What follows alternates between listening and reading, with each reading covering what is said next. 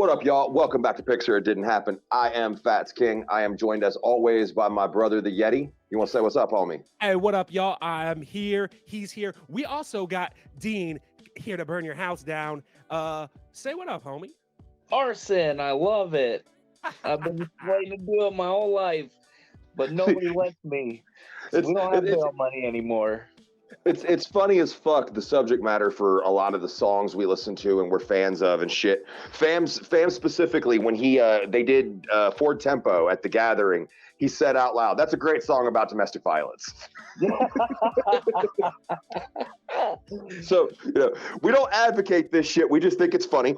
That that's what it is. But we are like my boy said, we are joined by none other than the pig god himself, D.E.A.N. I want to raise my hand for a second. I don't think I'm the first one, but I am definitely in that list of motherfuckers that was to start calling you the pig god. Oh, 100%. I actually do think you were the first one. Oh, no shit. And from there, it just kind of trickled down and made me feel good in my feelies. So thank you. I mean, I've always been really good at turning a phrase. That's why I do this shit. But before we go any further, Yeti, bring up your room since you can do all this StreamYard and controlling shit. We leveled up, y'all. We figured this out. Yeah, backed by blue. Backed by popular demand. By popular demand, Yeti's room is blue again. Blue. But I'm not, so it's done properly. How cool is that? They've already stopped listening. You know that, right? Oh yeah, they cut this video off like a minute ago. We just got started. Yeah. That's usually how it goes. But so how have you been, bro? Before we start talking about everything, just how the fuck have you been? Man, it's been a fucking emotional roller coaster, man. I've last couple months I've fucking thrown my back out. I've booked the most shows I've ever had for spooky season in my life. I am still kind of milking my back. I've got a new job, all kinds of crazy shit's happening, man. I've fucking released old school albums, new school albums on the way. Shit's nuts. Shit's moving, man. It does seem like there's a few guys that I keep telling them personally and privately, you guys are pretty much right on the cusp of what is next. And that's you, that's Keegan Grimm, that's a few other cats whose names I'm not going to say, but I'm bringing up you guys specifically because you were literally right on the edge of breaking out. And I think these new projects you're about to release are going to help with that specifically. Yeah, man. And we've been pushing the single Voodoo Rising to a bunch of radio stations and shit that, they're like online radio stations that stream 24 hours a day and stuff, but a lot of them have picked it up and I'm in rotation 6-7 times a day. Holy shit, how fucking cool is that? It's a good feeling, man. It's crazy. Like shit is just I may not be one of those dudes that pulls in thousands, you know what I'm saying? But what I can say is I've seen a steady uptick in numbers that are organic, and it fucking blows me away, man. So. And that's, as somebody who struggles with mental health, both of us, that has got to be just an absolute fucking vein shot of endorphins. Oh yeah, absolutely. Especially because I've been doing this shit now going into my 18th year. And this is, back in the day, I was like locally known a lot when I was Two-Face, and we played a couple gatherings and stuff, but nothing quite like what is happening right now. And it's, even though they're small fucking wins, they're consistent every week, and it's never been like this before, and it's kind of overwhelming. Like it's like, fuck, is it happening now? Am I good enough to be here? But it's Well, nut, man. this is the third time we've had you on, so this may sound negative. I don't intend it to, but it's just how it's the words I got to turn it through. But do you think that when you took a step back and narrowed your focus more onto one thing instead of all of the projects you'd had going on in the last couple of years with the Autumndale and the comics and everything else, do you think that when you maybe narrowed your focus a little bit more, that's when you really started to gain some real traction? Absolutely. And it's it sucks because, you know, I wanted to do film, I wanted to do, but after the last one that just fucking broke me so incredibly, I spent like $12,000 on this project that just caught on fire and can never be saved, and that just completely destroyed me. So I was just like, you know what, I'm done with that. I'm just gonna focus on my music, put everything into that. And yeah, I have really seen a outcome in my own mental health, as well as the you know, the product. The product is just so much better now that I'm not straining myself too thin on doing 50,000 goddamn things. Yeah, you know, that's actually to touch on that. I've been watching and reading some books because, you know, I know what my weaknesses are. I am not very good with finances. It's not something they teach us in school, and you know, God, it should be. Oh my God, it should be. Absolutely, but you know, generationally, you know, we're learning from our parents that don't know how to do it either. So, you know, I've been looking at it different ways to, you know, make things better and see what I can do. And that's actually the first thing that most of those guys mentioned was be very focused. You're doing too much. You have to be able to really just bore down on that. And, you know, and then in the future, you know, everybody sees, well, you're doing like, you got like 10 businesses and you own this sports team and you're doing this and this and this. And it's like, well, yeah, but I've been doing this for 20 years. Most of those things are on autopilot now, but you have to really hone in on what it is you're wanting to do so you can focus and, you know, not kill yourself trying to make it because there's not enough time in the day. Right.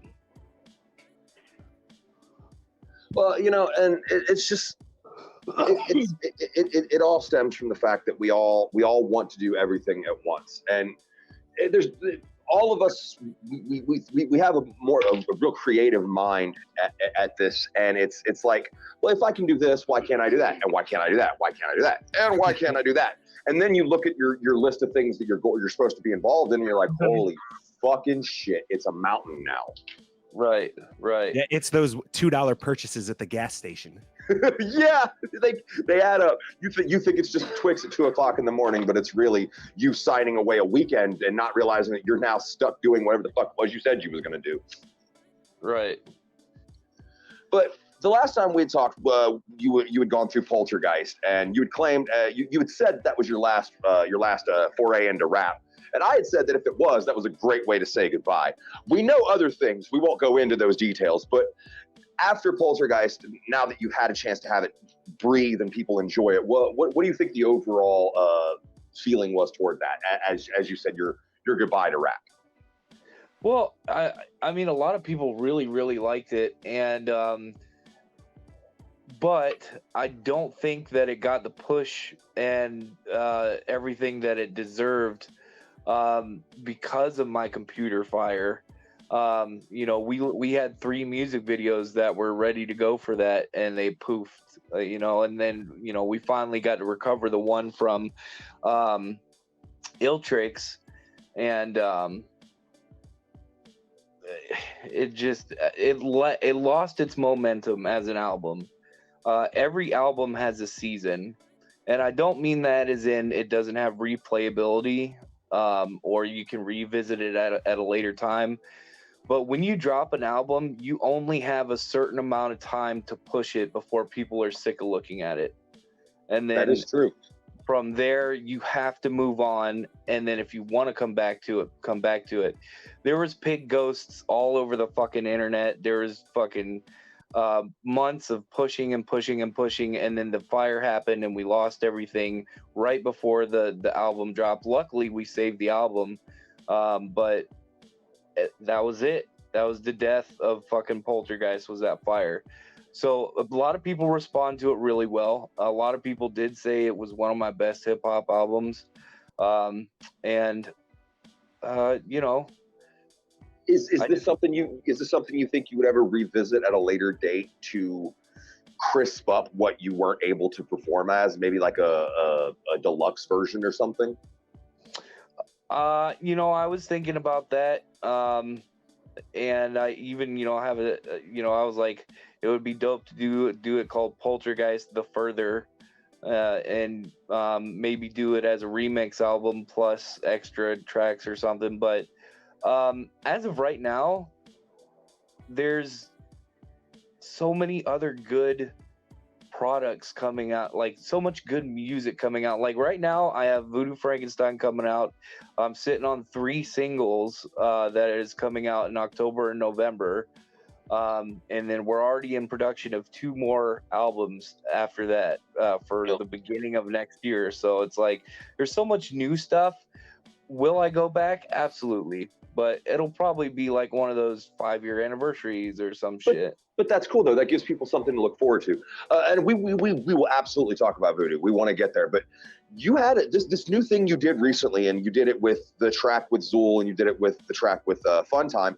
And I think it's a very fucking cool idea of pushing the physical single so very, very hard, because physical media isn't really something most of us invest in nowadays. And you understanding, I give you points the same way I would Buckshot. Even if someone doesn't want to like your music, which is stupid on their part, they can't deny your fucking merch game, first and foremost. Thank you. But again, why would they say your music? Fuck anybody who doesn't like your music. I want to put that one just out there. Seriously. There's a lot of them motherfuckers. Yeah, but you know what we say to them? Fuck them. It's real easy to be a hater. It takes a lot to open up your fucking mind and try out something new. But again, so back to the singles. How was this something you thought you were gonna do? Like the way the way this was executed, because it was really cool. Like I really was. I'm surprised no one else is jumping on this bandwagon, because it's a really great way to push the track. Right. Well, I mean, that idea basically came from, and I'm just gonna be real. You know, I put so much money into these albums and singles and merch and artwork, and I'm in a fucking pretty deep hole, and I'm okay with that because I enjoy what I do. But there came a time where I was like, man, I paid X amount to do this song. I would at least like to recoup something from it, rather than just pushing it onto streaming sites and hoping for 50 cents to come in 7 years. You know what I'm saying? Physical media is like, it's so fucking important to people like me. You know, like, and I know the Clowns have been doing it forever. M&E's been doing it forever. Tech Nine's been doing it forever. Anybody that was started off independent got their wealth because their merch game was on point. And that is just a level that I'm trying to be on. You know what I mean? Like, I love what I do. I love the people that are in the scene. I like D.E.A.N on my chest, fucking 2-6 on my hat. I love this scene. I support this scene. But Papa Pig's got to make a little bit of money. You know what I mean? But that's something we as adult fans, I think we understand. We know we're not going to get all of this badass shit for free. And to expect that is just it's a fast track to watching one of your favorite artists end up in the fucking poorhouse. And I tell people, if you like someone, if you really like their music, yeah, you could stream it on Spotify, whatever. Buy a fucking shirt. You really support some motherfuckers, wear their merch. That is the number one way to really help this side of it. Because yeah, if you're like, you know, Ariana fucking Grande, your Spotify charts are retarded amounts. But like you just said, Papa Pig got to make some coins. Right. I need them ducats. That is one of my all favorite. of your human monies. That is one of my favorite juggalo words. I love ducats. That's one of my favorite ones. Got to get paid, son. But so now we've brushed aside the things that have happened recently, and now we can talk about this monster that is Voodoo Frankenstein. Holy fucking shit! Oh yeah, you've heard it already. So I've heard it all, and I didn't share it because I'm a good guy like that.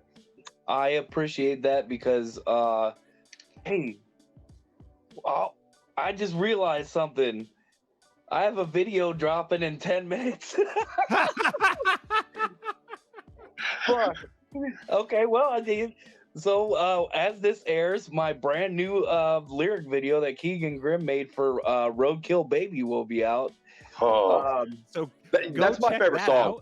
That's my favorite song on the album, by the way. Thank you. Not every day somebody has a saxophone player on a song, you know. Dude, and it's fucking blistering. That is the jazziest, bluesiest fucking sax for a song about putting a bitch together I've ever heard. Man, I love a good saxophone. And you got me over here not knowing nothing about nothing. You didn't even tell me there's a saxophone. You could have told me that, man. It's all kayfabe, bro. You get nothing for free. You're a goddamn dick. Yeah, now I feel bad. I would have sent it to you, Yeti. I would have sent it to you. Tell him to type up a fucking review. That's what I had to do. that was the fee to hear it. To hear the saxophone, saxophone, you must write a review. I did. And you know what? It was a damn good fucking review, too. I'm proud of myself because I don't usually do that shit. I even downloaded a grammar app because I can't type for shit.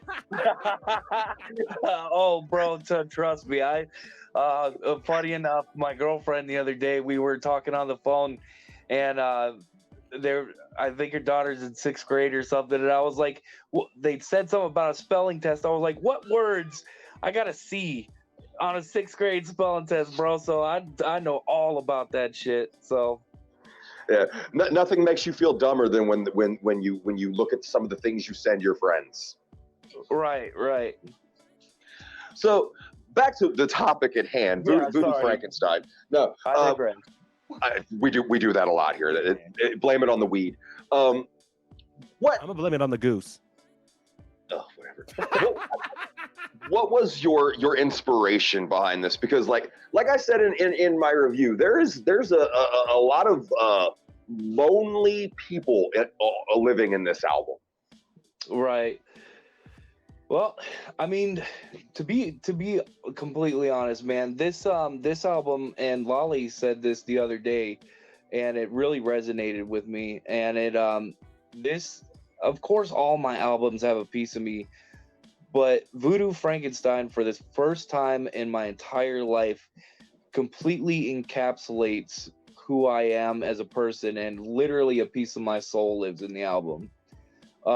It's New Orleans, which is my second home. It's where I would love to go to die. It's monsters. It's people being lonely and finding their way. It's about love. There's love songs. It's about feeling good about yourself and treating people decent.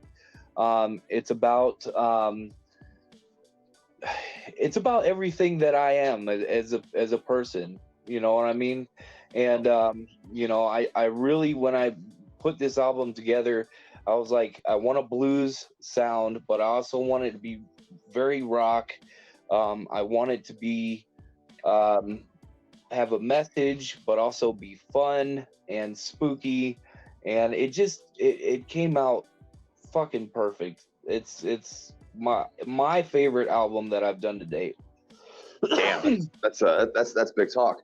The thing I like about it is I could pick apart, and it's only because of the ears I have.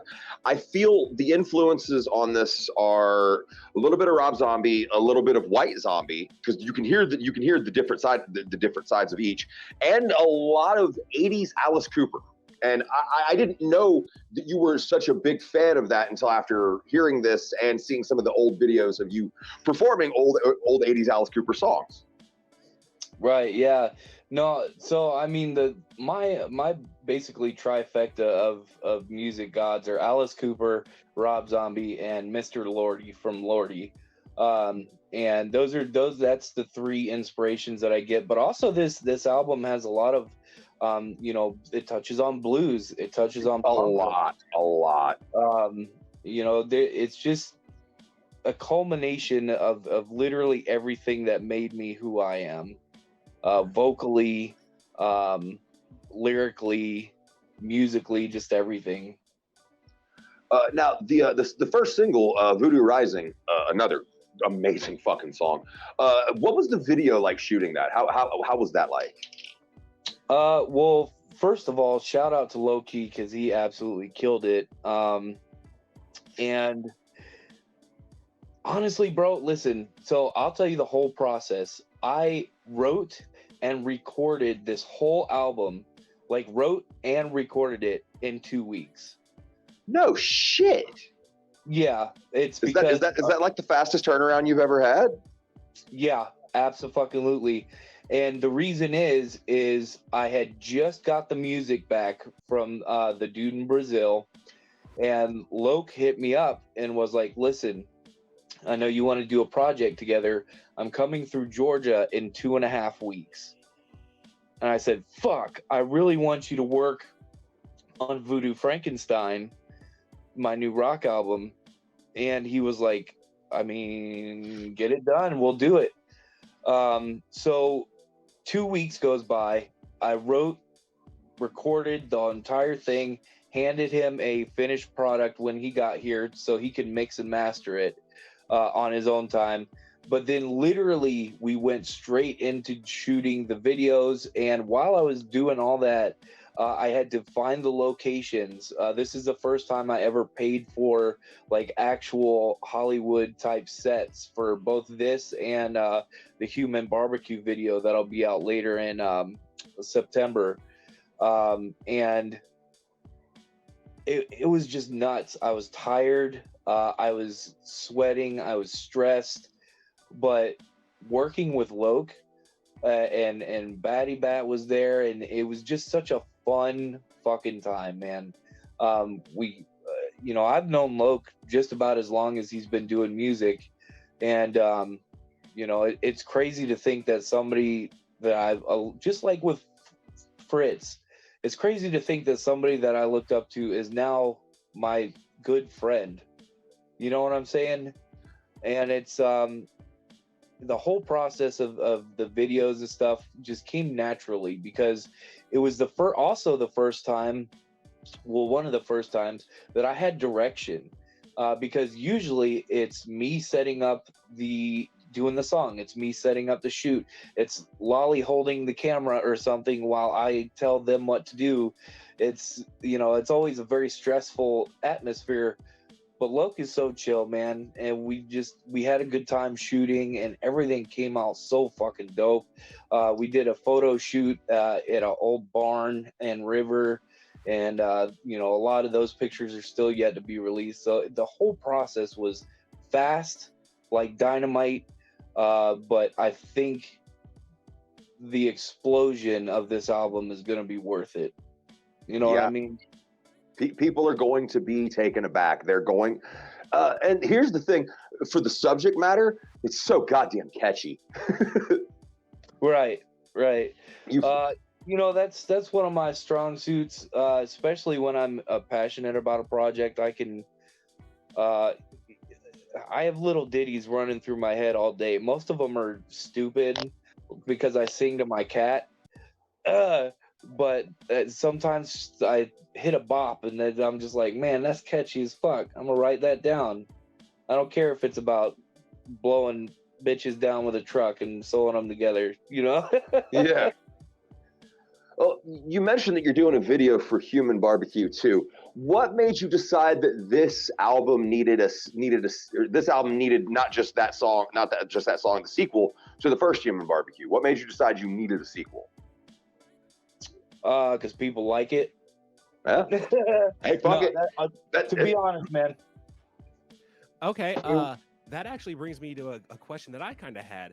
you talked about how that new album is kind of a little piece of you all stitched together, all the different pieces. But with Human Barbecue 2, the people want a sequel. Was it difficult for you to balance putting the things that you wanted to put out and the things that spoke to you, as well as that balance of what that fan service? Yeah. No, man, because here's the thing. I am fan service. If I can do something that I know people are gonna like, that's why I do this, man. I want people to be like, oh shit, that's a callback, or man, this is so dope compared to the last one. I'm excited to see where the story carries on, because like Human Barbecue, the first one, that was the best video I ever shot, because thanks to Chuck and Amanda, Sawal, for helping me set that up that day. And everybody that was just involved, and there was fireworks, and I almost caught myself on fire, and it was a good song. It was one of my best songs. And then I was thinking about it. I was like, well, where did they get the meat from? There's got to be a meat salesman. Yeah. And this is where Human Barbecue 2 picks up, and it takes you to the factory, where everything is packed and put together.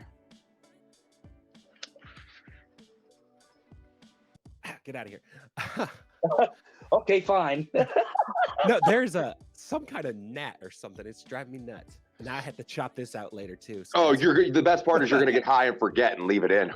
No, more likely I'll just be really exhausted from work and then try to have to get this thing thrown together as quick as possible. So there you go. Little peek behind that's a little peek behind the curtain there for you kiddos. So bringing up Human Barbecue, and we were talking about your merch game being just ridiculous. The fact that you create, it's you and one of your partners, you create a sauce for each album, and I'm probably paraphrasing. I'm sure it's more than one sauce for each album, but that is so wildly successful, and I hear nothing but good things from everybody who's bought that shit. Yeah, man. So here's the thing. I always like last time I was on, I talked about Nicotine and how he wanted to do a song or whatever. Well, my brother, D Murder, I've known him forever, and he always wanted to do St. Pete Sauce Co. And I was like, listen, this first album, I want to do something different. Why don't we do like a small batch of hot sauce? And then that's when Sauceferatu was born.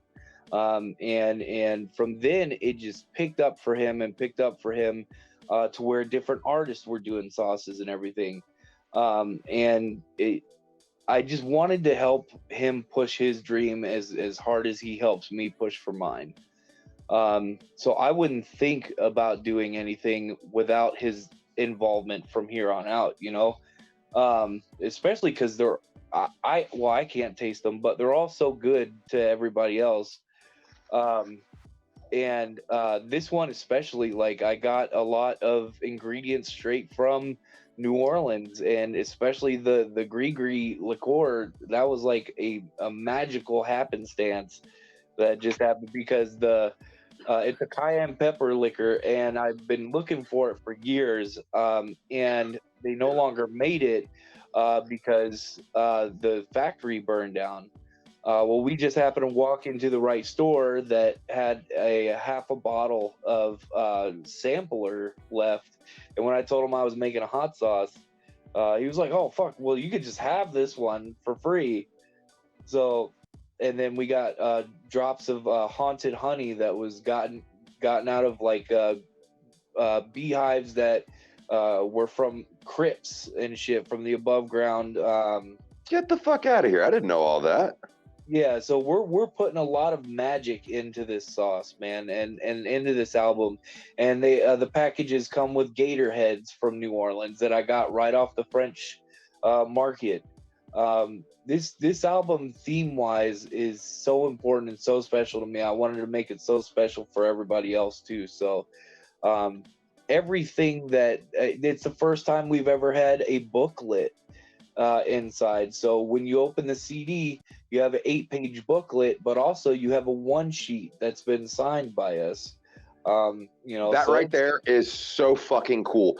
As a fan of the old shit, I love the liner notes. I love stories that are written in the liner notes.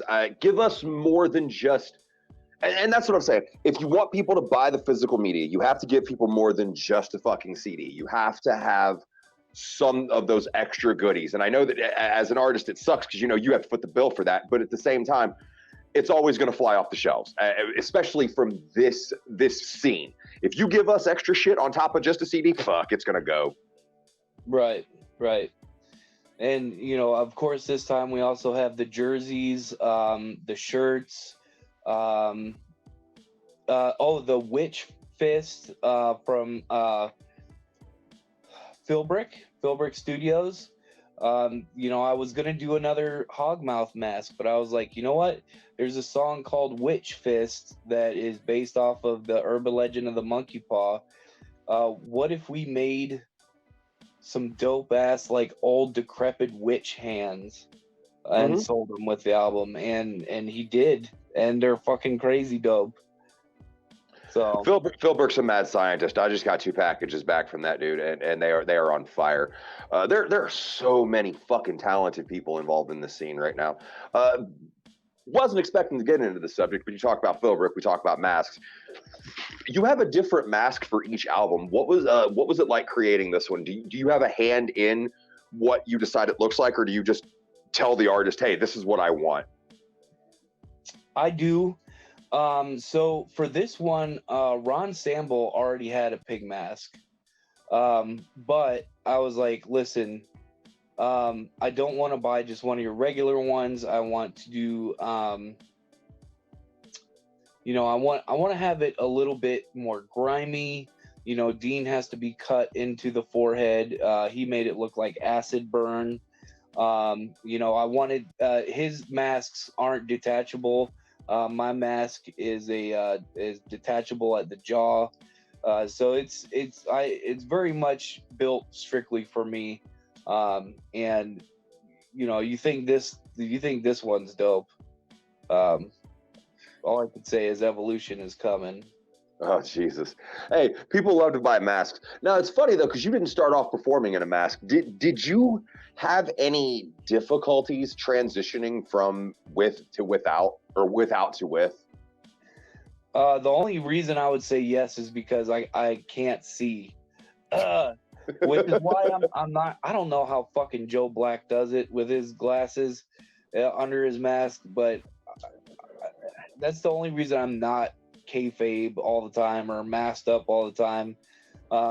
Big God is for when I'm on stage. Mostly. On stage, yeah, absolutely. We know what you look like. It's too late. It's too late for that one. Yeah. Fuck.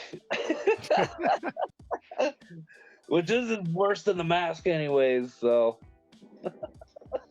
So, you had said the last time that you really wanted to find an avenue being booked into horror conventions and shit. Have you made any inroads into that? So, funny enough, this next weekend, I was booked to open Containment Haunted House. So they're doing like their grand opening with fireworks and food trucks and opening the haunt, and they hit me up and they were like, hey, we see that you're a horror artist and we'd love you to be the opening act for the season. And I was like, hell yeah, I'll do that. So fucking awesome. Yeah. I love seeing how big this is getting for you, because like the last time we talked, it was footholds. We were getting there. You were on the precipice of so much, and it's nice to see that you finally crested that horizon, and there's still more to go. So, but you have so many shows this October. I wanted you to just tell everybody where the fuck you're gonna be before we go any further. All right, let's see if I can do this from memory.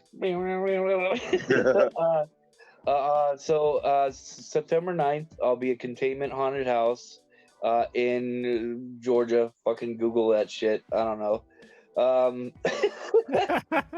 And then September 16th is the Voodoo Frankenstein album release party. which you guys aren't going to want to miss, because I don't know if you remember the last time I was on, we talked about the props and the monsters and the electric chairs and the human meat grinder. Well, this is the first show it's going to be there. Oh, fuck. So you're not going to want to miss this show. Plus, Casket Creatures, OG Chucklins, Violet Cord, drag shows all night, horror drag shows. That's going to be at Star Bar in Atlanta. And tickets are on sale for that right now. And then after that, we got September 30th. I'll be playing the first night of Night of the Shrunken Head Festival, Razakel's joint up in Carl's Tavern.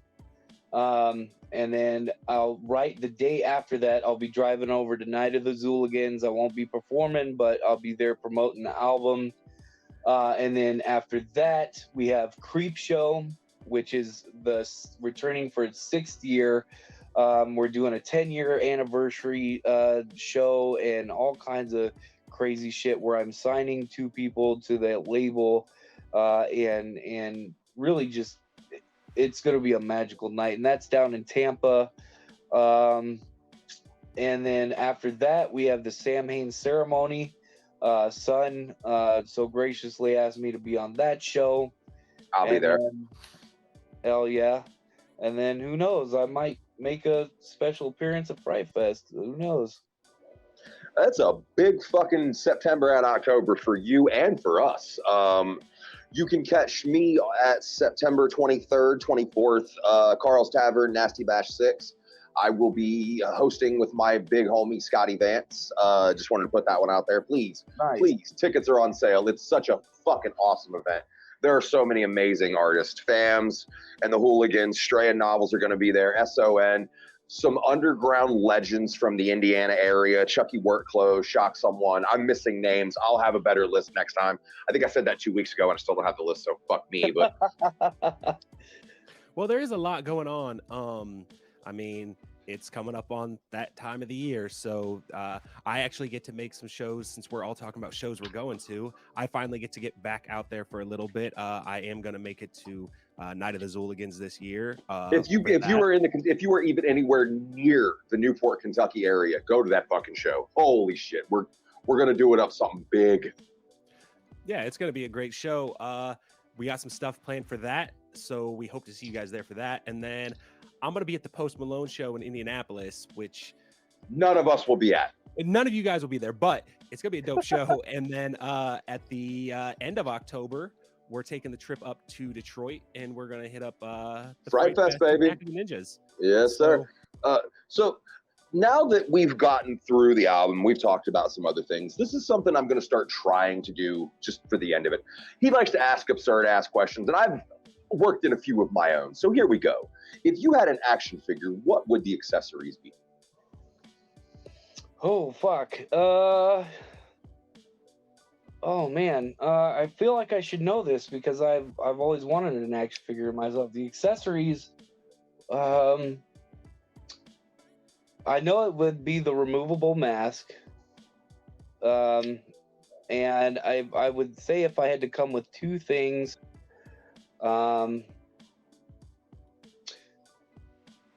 it'd probably be my cell phone, one of them, because I'm always on my cell phone. And I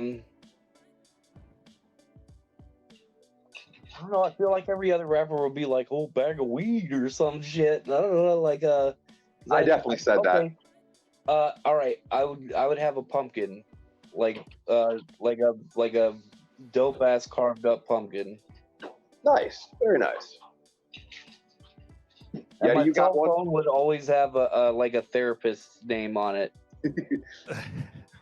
Dr. Scratch and Sniff. Right. Well, for the deluxe version, we can throw in like a little barbecue grill and yeah, dude. See, yeah, this is why I need a marketing team. Yeti, you just found a job. Sweet, I've been looking for a dope job. We don't pay much, but I can, bacon. Oh, I do love bacon. He'll get you with all that exposure, son. You're right. God damn. Hell yeah. You got anything you want to add? I mean, you want a ridiculous question? Yeah, come on. I'm putting you on the spot, biatch. I mean, it's not that bad. I mean, talking about the different barbecue sauces and stuff. Have you thought about doing like any kind of like a hog roast or anything like that? Make a whole thing of that? So, yes, actually. I know a lot of people do annual events or whatever, but we did talk about a summer type show where we do a full hog roast. Now, this is me just throwing it out there and hoping it gets down to the grapevine. I would love because I remember the boys said they want people to start having their own events at Camp Zool. I would love if I could We've have talked about this. Human barbecue at Camp Zool, but if not, then we will try to do that otherwise. That's definitely something to look forward to, think about, and try to make happen. Because, I mean, Camp Zool's gonna be I think it's gonna be a big thing, and it's only gonna get bigger. Yeah, and I know the guys want people to do stuff. We've thought about what things we can try to do. We're working on something. We just have to ask permission. So bringing up the last time we had Luke and SON on here, you are now a full-fledged member of Goon Management. I know that's not like a record label or anything, but I see what Luke's doing, and we got to talk to him and SON about it, but we haven't really had a chance to touch base with you or Old Noise 13, and I wanted to know how you were enjoying your stay over there so far. So far, so good, man. Usually, like he said when you were talking, me and Dan have been working as two cogs of the machine by ourselves for years now, and we have our own way of speaking to each other.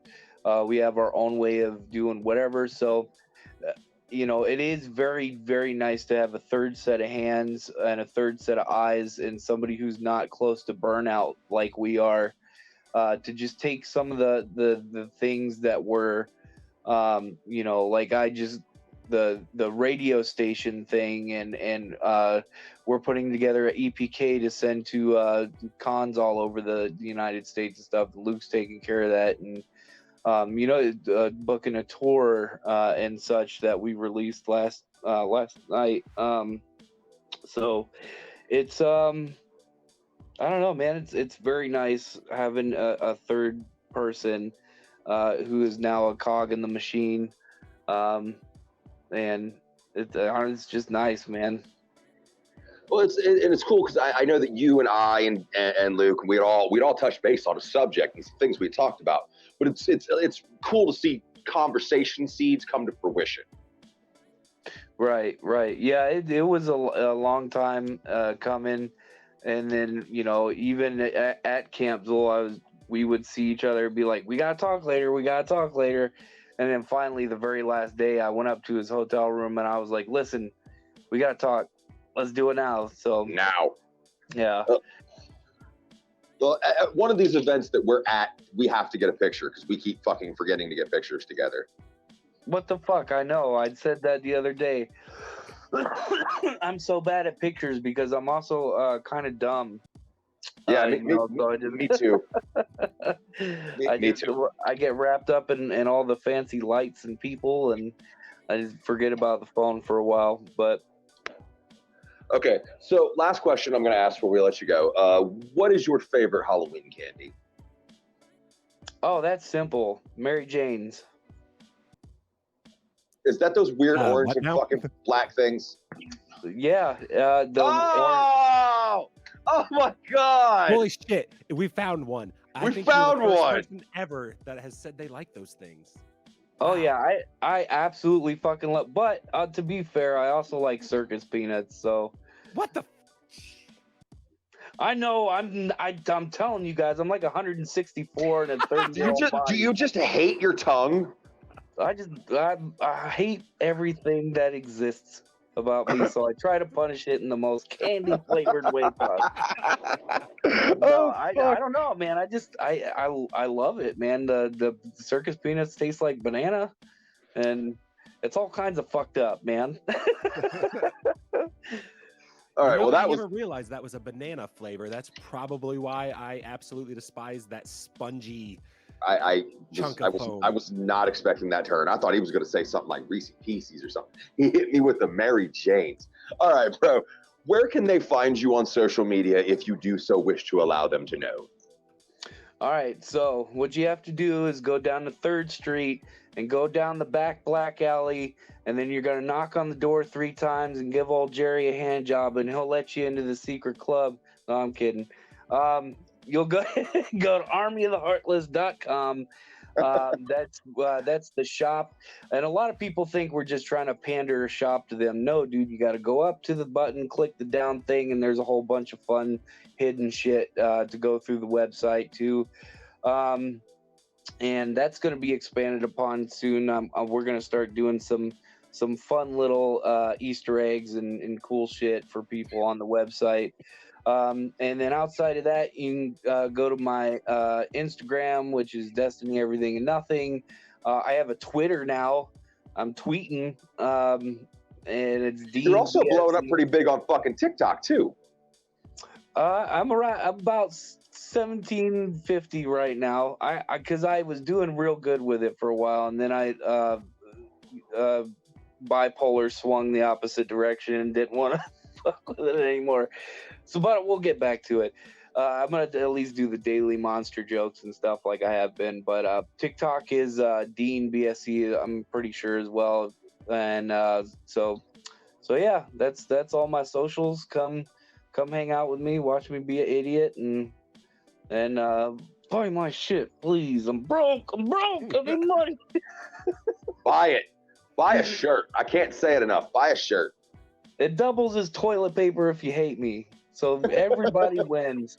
Or a nut rag if they love you. Oh. I mean, buy me a couple drinks first. Jesus. Okay. You can find us at Picture It Didn't Happen Official on Instagram, at Picture It Didn't Happen on Facebook, at Picture It Didn't Happen on YouTube is where the show's at if you really want to watch anything. Which should be there now. I guess. See, everybody always tells me, they're like, I didn't watch it on Thursday. I'm like, I don't give a rat's ass. Watch it whenever. Yeah, just watch it and like comment down.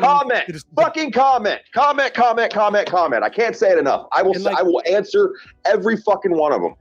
And here's the thing, guys. Like, when we say like it's important that we really want you guys to watch to the end of these things, like the video, sharing it, all of those things really matter. We're really trying to push our numbers up and get to the next level on this thing because, we put a lot of work into it and we'd love to be able to see this grow so we can continue to do even better stuff, maybe get some more lights for Fats over at his place, and be able to be at shows and do other things for you guys. So, and gals. So, hit the subscribe button, hit the like, share with your friends. We'll catch you guys on the next one. Peace.